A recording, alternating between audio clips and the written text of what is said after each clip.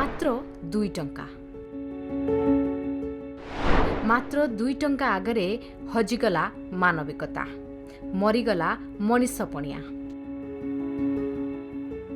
एबेका दुनिया रे आपनको पाई 2 टंका सामान्य होई पारे, किंतु एबे भी अनेक जनक पाखरे एहा अभाव, जहा आपण ग्रहण करि पारंती। जणे अभावी मनीष पाखरे बोधुए 2 टंका बहुमूल्य रखे। थरे नजर पकांतु ए दृश्य उपरे। हाँ, आपनको बाध्य करिदेब 2 मिनिट नीरव रहिबाको, आपनको विचलित करिदेब एवं भाबिबा पई बाध्य करिदेब ए घटना केउठी। आज्ञा हाँ, टंका पाखे जेबे मानविकता छोट हो जाए सेतेबेले एमिति चित्र नजर को आसे। घटना घटिची सुंदरगढ़ कोईडा चोरथरा रूट रे एक बस रे, जहाँ अनेकों को विचलित करिछि, व्यथित करिछि, भाबी देबा पई बाध्य करिछि।